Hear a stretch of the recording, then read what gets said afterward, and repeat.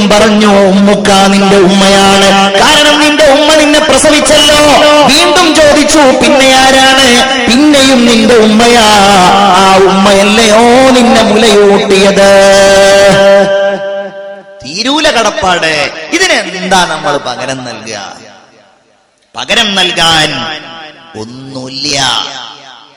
ഒരാൾ നബിയുടെ മുമ്പിൽ വന്ന് തർക്കിച്ചു, ഒരു മാതാവും ഒരു പിതാവും.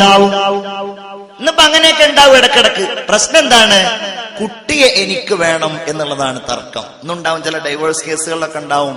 മോനെ വിട്ടുകിട്ടാനും മോളെ വിട്ടുകിട്ടാനൊക്കെ വലിയ കേസ് ഉണ്ടാവും, അല്ലേ? അപ്പോ നബിയുടെ മുമ്പിൽ വന്നിട്ട് രണ്ടാളും തർക്കിക്കാണ്. വാപ്പ പറഞ്ഞു, എനിക്ക് വേണം എന്റെ മോനെ. അപ്പോ ഉമ്മ പറഞ്ഞു, നബിയെ കൊടുക്കരുത്, ആ കുട്ടിയെ എനിക്ക് വേണം. വാപ്പ പറഞ്ഞു, നബിയെ വലദീ ഖറജ മിൻ സുൽബി, ഇത് എന്റെ കുട്ടിയാണ്. വാപ്പയുടെ അവകാശവാദം, എന്റെ മോനാണ്. ആ സമയത്ത് ഉമ്മ പറഞ്ഞു, പൊന്നുമോനെ, അല്ലാഹുവിന്റെ റസൂലേ, ആ കുട്ടി അയാളുടേതാണെന്ന് അയാൾ പറഞ്ഞു. ശരി, പക്ഷെ അയാൾ എന്തെങ്കിലും പ്രയാസം അനുഭവിച്ചിട്ടുണ്ടോ? അയാൾ വളരെ ലഘുവായിട്ടാണ് ആ കുഞ്ഞിനെ ചുമന്നിട്ടുള്ളത്. അയാൾ ആ കുഞ്ഞിനെ എന്നിൽ നിക്ഷേപിച്ചിട്ടുള്ളത് അയാളുടെ കാമവികാരം പൂർത്തീകരിക്കുന്നതിന് വേണ്ടിയാണ്. എന്നാൽ കഠിനമായ പ്രയാസം സഹിച്ചിട്ടാണ് ഞാൻ ആ കുഞ്ഞിനെ ഗർഭം ചുമന്നത്. വളരെ പ്രയാസവും ബുദ്ധിമുട്ടും സഹിച്ചിട്ടാണ് ഞാൻ ആ കുഞ്ഞിനെ പ്രസവിക്കുകയും ചെയ്തത്. അല്ലാഹുവിന്റെ റസൂൽ ഈ കുഞ്ഞിനെ മാതാവിന് കൈമാറി എന്നാണ് ചരിത്രത്തിൽ നമുക്ക് കാണാൻ കഴിയുന്നത്. ഉമ്മ സഹിച്ച കഷ്ടപ്പാടുകൾ നമ്മൾ ഓർത്തെടുക്കണ്ടേ? എന്നിട്ട് ആ ഉമ്മയുടെ ജീവിതത്തിൽ നമ്മൾ സാന്ത്വനമായിട്ട് മാറണ്ടേ? ഒരാൾ നബിയോട് വന്ന് ചോദിച്ചു, യാ റസൂലല്ലാഹ്, ഞാൻ ഉമ്മയോടാണോ ബാപ്പയോടാണോ വലിയ കടപ്പാട് കാണിക്കേണ്ടത്? അവിടുന്ന് പറഞ്ഞു, അല്ലതീ ഹമലത് ബൈനൽ ജംബൈൻ, ശരീരത്തിന്റെ രണ്ടു ഭാഗങ്ങൾക്കിടയിൽ നിന്നെ ചുമന്നതാരോ? അല്ലേ? നമ്മളിന്ന് വലിയ ആൾക്കാരായിട്ടുണ്ടെങ്കിൽ നമ്മുടെ ആദ്യത്തെ ഭക്ഷണവും നമ്മുടെ തുടക്കത്തിലെ ഭക്ഷണം ഏതായിരുന്നു? ആദ്യത്തെ ഭക്ഷണം ഏതാ? ഉമ്മ കഴിക്കുന്ന ഭക്ഷണത്തിൽ നിന്നുള്ള രക്തം, അതല്ലേ? ഉമ്മ നേർക്കൊരു ചവിട്ട് തന്നാലുണ്ടല്ലോ എന്ന് പറഞ്ഞ് കാലുകൊണ്ട് ഉമ്മയെ ചവിട്ടുന്നില്ലെങ്കിലും നിലത്ത് ചവിട്ടുന്ന മക്കളെ, നിങ്ങൾ ചവിട്ടാൻ ഉപയോഗിക്കുന്ന ആ കാലുകളുടെ ഒരൽപ്പം മുകളിലായി ഒരടയാളം, ഒരു മുദ്ര അല്ലാഹു നിങ്ങളുടെ ശരീരത്തിൽ വെച്ചിട്ടുണ്ട്. അത് പൊക്കിൽ കൊടിയുടെ അടയാളമാണ്. എന്താ പൊക്കിൽ കൊടി? ഉമ്മയുടെ ഗർഭപാത്രത്തിൽ നിന്ന് നിങ്ങളുടെ വളർച്ചക്കാവശ്യമായ രക്തം ആ പൊക്കിൽ കൊടിയിലൂടെയാണ് നമ്മുടെ ശരീരത്തിലേക്ക് ചെന്നത്, അല്ലേ? റസൂലുള്ള പറഞ്ഞു,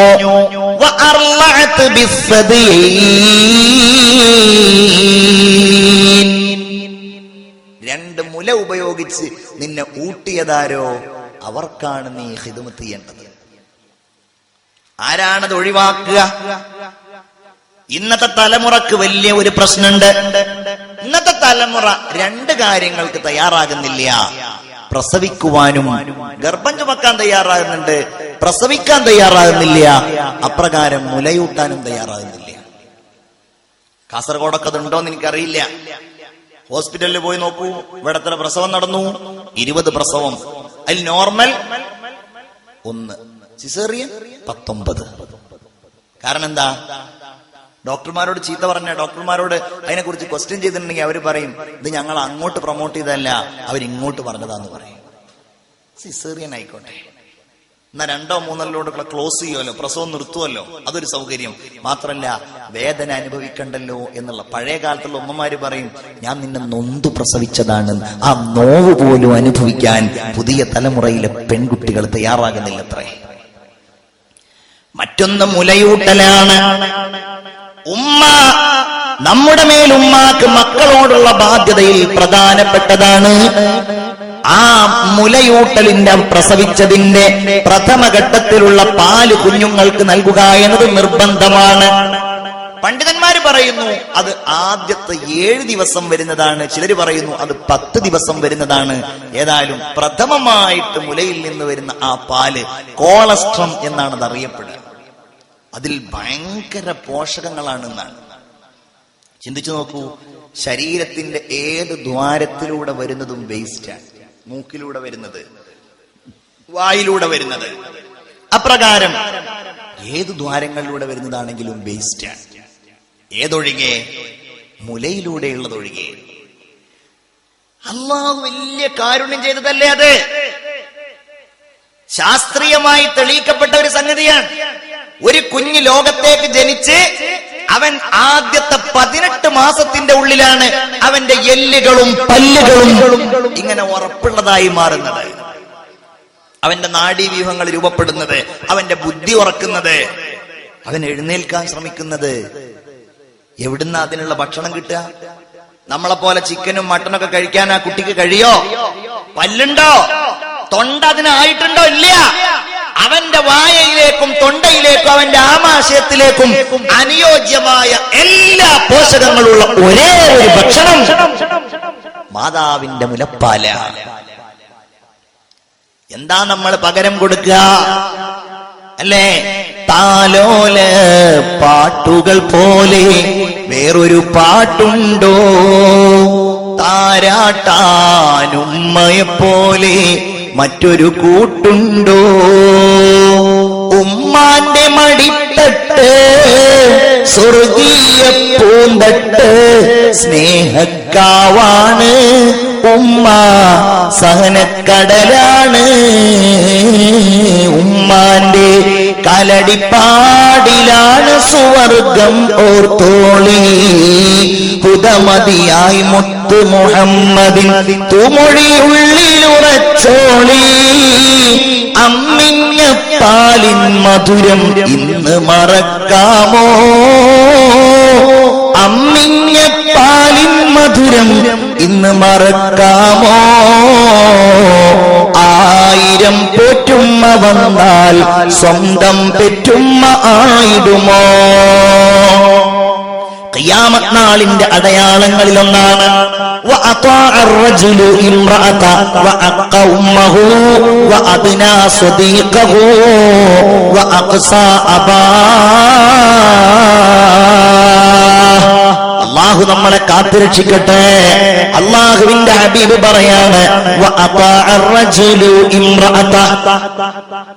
ഒരാൾ തന്റെ ഭാര്യയ്ക്ക് വഴിപ്പെടുക. പിന്നെയോ ഉമ്മയെ അവഗണിക്കുകയും ചെയ്യുക. അവന്റെ കൂട്ടുകാരനെ അടുപ്പിക്കുകയും അവന്റെ വാപ്പയെ അവഗണിക്കുകയും ചെയ്യുക. ഞാനിവിടെ വന്നപ്പോൾ സിദ്ദീഖും അതുപോലെ ഫാറൂഖും ഒക്കെ എന്നോട് പറഞ്ഞു, ഇവിടെ 100% ഗൾഫിലുള്ള ആളുകളാണ് എന്ന്. ഈ ഇരിക്കുന്നവരിൽ പലരും ഗൾഫ് റിട്ടേണേഴ്സ് ആയിരിക്കും. ഇപ്പൊ നിങ്ങളുടെ മക്കൾ ഗൾഫിലുണ്ടാകും, നമ്മളൊക്കെ ഗൾഫിലായിരിക്കും. ഗൾഫിൽ നമ്മൾ പോകുന്നത് ആങ്കാരത്തോടെയോ ആംഭാവത്തോടെയോ അല്ല. ഒരുപക്ഷേ കല്യാണം കഴിക്കുന്നതിന്റെ കൊല്ലങ്ങൾക്ക് മുമ്പ് ഗൾഫിൽ പോകുന്നത് തന്നെ റബ്ബേ എന്റെ ഉമ്മാക്ക് സംരക്ഷണം നൽകണമല്ലോ, എന്റെ വാപ്പാക്ക് സംരക്ഷണം നൽകണമല്ലോ, വാപ്പാക്ക് പ്രായമായല്ലോ. ഗൾഫിലൂടെ നടന്നു പോകുമ്പോ ദുബൈയിലെ മാർക്കറ്റിൽ അവിടെയുള്ള പച്ചക്കറി കടകളിൽ ബക്കാലകളിലൊക്കെ പോകുമ്പോ അവിടെയുള്ള ഏതെങ്കിലും ചെറുപ്പക്കാരനോട് സംസാരിക്കുമ്പോ അവർ പറയാറുണ്ട്, മോനെ നീ വന്നിട്ട് എത്ര കൊല്ലമായി? ഞാൻ 3.5 കൊല്ലമായി. നാട്ടിൽ പോയിട്ടുണ്ടോ? ഇല്ല, 3.5 കൊല്ലമായി നാട്ടിൽ പോയിട്ടില്ല. എന്താ നീ പോവാത്തത്? ചോദിക്കുമ്പോ അവൻ പറയുന്നത് എന്റെ വാപ്പ രോഗിയാണ്. വാപ്പാ എല്ലാ ആഴ്ചയിലും വാപ്പാക്ക് ഒരു 500-1000 രൂപയുടെ മരുന്ന് വേണം. ഒരു മാസത്തിൽ 10,000-4,000-5,000 രൂപയുടെ മരുന്ന് വേണം. ഞാൻ നാട്ടിൽ പോയാ നടക്കൂല. നീ കല്യാണം കഴിച്ചിട്ടുണ്ടോ? കല്യാണം കഴിച്ചിട്ടില്ല. ഇങ്ങനെ വാപ്പായ്ക്ക് മരുന്ന് വാങ്ങാൻ വേണ്ടിയിട്ട്, ഉമ്മാക്ക് മരുന്ന് വാങ്ങാൻ വേണ്ടിയിട്ട്, അനുജനെ പഠിപ്പിക്കാൻ വേണ്ടിയിട്ട്, പെങ്ങന്മാരെ കല്യാണം കഴിക്കാൻ വേണ്ടിയിട്ട് എന്റെ പ്രിയപ്പെട്ട എത്രയോ ചെറുപ്പക്കാരവിടെ ചോര നീരാക്കി അധ്വാനിക്കുന്നുണ്ട്. പിറന്ന നാടൊന്ന് കാണാൻ പള്ളിപ്പുഴയിലെ പള്ളിയങ്കണത്തിൽ വാള് നടക്കുമ്പോ അവിടെ ഒന്ന് വരാൻ കഴിയാതെ നാടിന്റെ ഓർമ്മകൾ കണ്ണീരോടെ ഓർത്തുകൊണ്ട് എല്ലാ കാര്യങ്ങൾക്കും കയ്യേച്ച് സഹായിച്ചുകൊണ്ട് ഗൾഫിൽ കഷ്ടപ്പെടുന്ന പ്രിയപ്പെട്ട ചെറുപ്പക്കാരൻ പലപ്പോഴും കല്യാണം കഴിച്ചാൽ അവന് ഭാര്യയായി കഴിഞ്ഞ പിന്നെ ഇതൊക്കെ മറന്നു പോവാണ്. നിങ്ങൾ പറയും ഞാൻ ഫാമിലി സഹിതം ഗൾഫിലാണ് എന്ന്. ചെറുപ്പക്കാരൻ പറയും ഞാൻ ഫാമിലി സഹിതം ഗൾഫിലാണ്. ആരാണ് നിന്റെ ഫാമിലി? നീ പറയും എന്റെ ഭാര്യയും എന്റെ മക്കളും. ഇതാണോ നിന്റെ ഫാമിലി? അല്ല പ്രിയപ്പെട്ടവരെ, ഒരു മുസ്ലിമിനെ സംബന്ധിച്ചിടത്തോളം നീ പറയും നിന്റെ ജ്യേഷ്ഠൻ നോക്കിക്കോട്ടെ, നിന്റെ അനുജൻ നോക്കിക്കോട്ടെ. വേണ്ട വേണ്ട, നിന്റെ ഉമ്മാക്ക് സംരക്ഷണം നൽകാതെ എന്ത് ഫാമിലിയാ നിനക്കുണ്ടാകുന്നത്? ഗൾഫിൽ പോയാൽ പിന്നെ നിരവധി ഫോണുകൾ ചെയ്യും നമ്മള്. ഭാര്യക്ക് ഫോൺ ചെയ്യും. പ്രത്യേകിച്ച് ആ ഗൾഫിൽ നിന്ന് വളരെ കുറഞ്ഞ പൈസക്ക് വിളിക്കാനുള്ള സംവിധാനം ഉണ്ടായപ്പോ, വാട്സാപ്പുകൾ നമുക്കിടയിൽ സജീവമായപ്പോ നമ്മൾ ഇങ്ങനെ ഫോണിൽ വിളിക്കും. ഭാര്യയോട് ചോദിക്കും, അവള് പായസം വെച്ചത് പറയും. അതിലൂടെ ഒരു കാക്ക പാറിപ്പോയത് പറയും. അവിടെ കുട്ടി അവിടെ നിന്ന് വഴുതി വീണത് പറയും. എല്ലാ കാര്യങ്ങളും പറയുമ്പോഴും മറക്കപ്പുറത്ത് നിന്നുകൊണ്ട് നിന്റെ സംസാരം കേൾക്കുന്ന, നിന്റെ ഭാര്യ നിന്നോട് കൊഞ്ചിക്കുഴയുന്നത് കേൾക്കുന്ന, നിന്റെ പ്രിയപ്പെട്ട ഉമ്മയുടെ കണ്ണീരുണ്ടല്ലോ, നിന്റെ പ്രിയപ്പെട്ട ഉപ്പായുടെ പ്രയാസമുണ്ടല്ലോ.